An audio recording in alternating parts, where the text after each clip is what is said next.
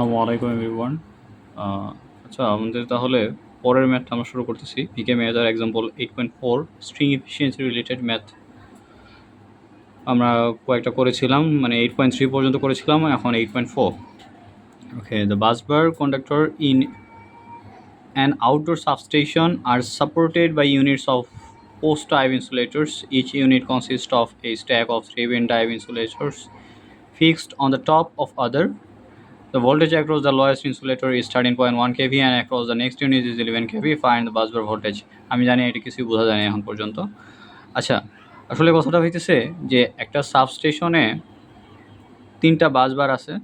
ধরে নেন এরকম একটা এইদিকে,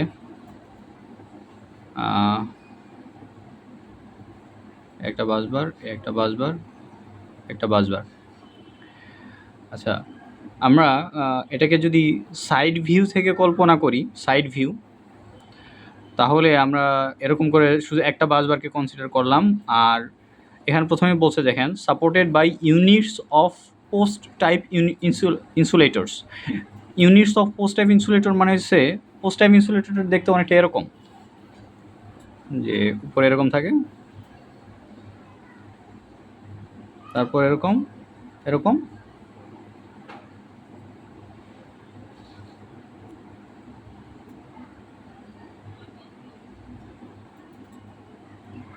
লাইকওয়াইজ দ্যাট, অনেকটা এইভাবে চলে।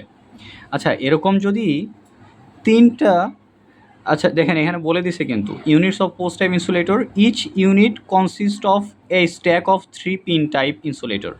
তার মানে এই যে এরকম একটা, এখানে যদি আমরা একটা ইউনিট কল্পনা করি, এই একটা ইউনিটের মধ্যে 3টা পিন টাইপ ইনসুলেটর আছে, এরকম একটা, পরে একটা, পরে একটা, এরকম এরকম একটা একটা ইউনিট এই বাসবারের নিচে, আরেকটা ইউনিট এর নিচে, আরেকটা ইউনিট এর নিচে। আমার মনে হয় বোঝাতে পেরেছি যে এর নিচে এরকম সম্পূর্ণ একটা জিনিস আছে, এর নিচে এরকম একটা জিনিস আছে, আর এর নিচেও এরকম একটা জিনিস আছে। আচ্ছা, তাহলে এখানে কিন্তু বলে দিছে যে 3টা পিন টাইপ ইনসুলেটর। তাহলে সব কিছু বাদ দিয়ে এখন আমরা কনসিডার করব যে 3টা পিন টাইপ ইনসুলেটর আছে। তার মানে আমাদের ডায়াগ্রামটা হবে এরকম।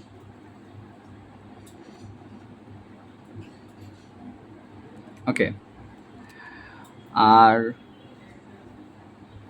যেহেতু এক পাশে গ্রাউন্ড, আমরা উপরে গ্রাউন্ড না নিয়ে, উপরে গ্রাউন্ড কনসিডার করলাম, আর এখানে আমরা বাসবারটাকে কনসিডার করলাম জাস্ট আমাদের ম্যাথ করার সুবিধার্থে। কারণ এতক্ষণ আমরা ম্যাথ যেগুলো করে আসছি সব এরকমই ছিল। ওকে, নেক্সট আমাদের কাছে কি, আচ্ছা উপরে আমি নাম্বারটা দিয়ে দিই, 8.4 এক্সাম্পল।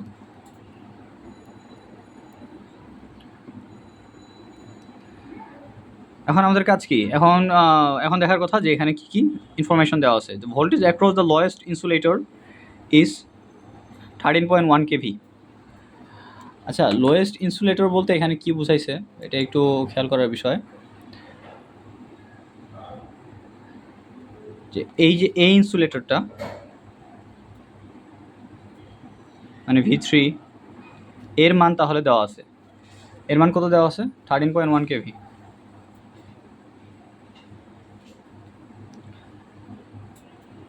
নেক্সট, আচ্ছা আমি এখানে সেকশনগুলো আলাদা করে দিই। তারপর আর কি দেওয়া আছে, across the next unit is 11 kV। Next unit মানে এতটুকু, এটার অ্যাক্রসে ভোল্টেজ হচ্ছে মানে V2, 11 kV। আচ্ছা, আর আমাদের চাইছে কি, চাইছে হচ্ছে বাসবার ভোল্টেজ বের করতে বলছে। বাসবার ভোল্টেজ মানে কি, যে এই বাসবার থেকে, সরি, এই বাসবার টু এই বাসবার, মানে এরকম একটা ভোল্টেজ বের করতে বলছে। এটাকে তো আমরা বলি লাইন ভোল্টেজ অনেকটা, ঠিক আছে না, এটা লাইন ভোল্টেজের সাথে রিলেটেবল। আচ্ছা, তাহলে আমাদের প্রথম কাজ কী হবে, প্রথম কাজ হবে যে আগে ফেজ ভোল্টেজটা বের করা, মানে এরকম ভিটা বের করা, তারপর ভিকে √3 দিয়ে গুণ করলেই আমরা বাসবার ভোল্টেজটা পেয়ে যাব। আচ্ছা, তাহলে এখন আমরা ফর্মুলায় চলে যাই। সেই আমাদের গদবাধা ফর্মুলা একটাই, যে V1/1, V2/1 + K, V3/1 + 3K + K² cos to V/1 1 plus k 3 plus k. এখন এখানে খেয়াল করার বিষয় যে আমাদের V2 এর মানটা এখানে দেওয়া আছে, V3 এর মানটা এখানে দেওয়া আছে। তাহলে আমরা কী করবো, যদি V2 এর মানটা এখানে বসাই যে 11 kV, 11 শুধু 11 লিখলাম, আর V3 এর মান 13.1। ওকে, তাহলে এই শুধু এই অংশটাকে যদি আমরা কনসিডার করি তাই কিন্তু আমরা কে এর মান পেয়ে যাচ্ছি, ঠিক আছে না? ওকে, তাহলে আমরা বসাই যে 11/1 plus K 13.1/1 plus 3k plus K square. Now what, আমাদের কাজ হচ্ছে কে এর মানটা বের করা। কে এর মান বের করার জন্য আমরা ক্যালকুলেটরের কাছে যাই যে 11/1 plus K 11/1 plus K equals to 11/1 plus k equals to 13.1/1 plus 3k plus k square। Actually k এর জায়গায় আমি x ভেরিয়েবলটা ইউজ করতেছি। শিফট সলভ দিলাম, দেখবো যে কে এর মান কত আসে আমাদের। কন্টিনিউ করতে বলতেছে, still now continuing। ওকে, দেখি শিফট সলভ,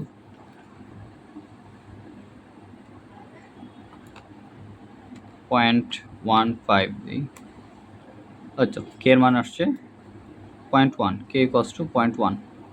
আচ্ছা, আপনারা এটা ম্যানুয়ালি সলভ করে নেবেন। কে এর মান আসলো আমার কাছে 0.1। আচ্ছা, কে এর মান যদি পেয়ে যাই তাহলে কি ভি এর মান বের করার কোনো সমস্যা আছে? কোনো সমস্যাই নাই। তাহলে এখন আমরা শুধু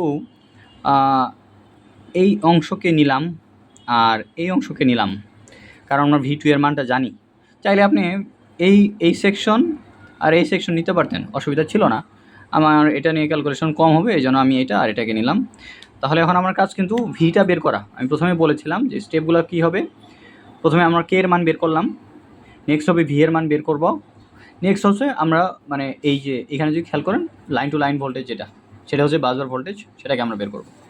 ওকে, যেহেতু কে এর মান বের করা শেষ, নেক্সট স্টেপ ভি এর মান বের করা। তার জন্য আমরা কী করব, 11/1 প্লাস কে এটা দিলাম equals to V/1 plus k 3 plus k এটা দিলাম। Yes it is. আচ্ছা, এখন কে এর মান আমরা বসাই। কে এর মান কত জানি পাইলাম 0.1। ওকে, সবগুলো জায়গায় বসাবো, এখানেও।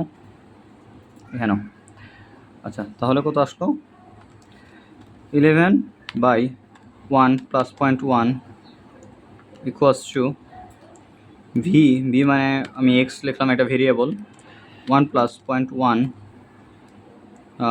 Into 3 plus 0.1। আচ্ছা, প্লাস 0.1 না লিখে আমি অনেকগুলো ভিডিওতে 3.1 একবারে লিখে দিছি, একই কথা। ওকে, শিফট সলভ। আচ্ছা, তাহলে আমরা ভির মান কত পেলাম 34.1। তাহলে এখান থেকে আমরা লিখে দিচ্ছি ভি ইকুয়ালস টু 34.1 কেভি, এত কিলো ভোল্ট। এটা কিন্তু আমাদের ফেজ ভোল্টেজ পেয়েছি, এখনও আমরা বাসবার ভোল্টেজ পাইনি। এই যে আমি তো আগেই বলেছিলাম যে বাসবার ভোল্টেজ মানে আমাদের লাইন ভোল্টেজটা চাচ্ছে, মানে বাসবার টু বাসবার ভোল্টেজ যেটা সেটা। সো বাসবার ভোল্টেজ আমি বিবি ভোল্টেজ লিখে দিলাম ইকুয়ালস টু √3 ইন্টু ভি। মানে তো এটা আমরা জানি লাইন টু লাইন ভোল্টেজ হচ্ছে ফেজ ভোল্টেজের √3 টাইমস। সো 34.1 এত কেভি। আচ্ছা, এত ক্রস √3 59.06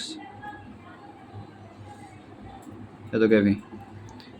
আচ্ছা, এই তো বইয়ে শুধু 59 কেভি দেওয়া আছে, হোয়াট এভার, বইয়ে অনেক কিছু অ্যাজিউম করে নিছে।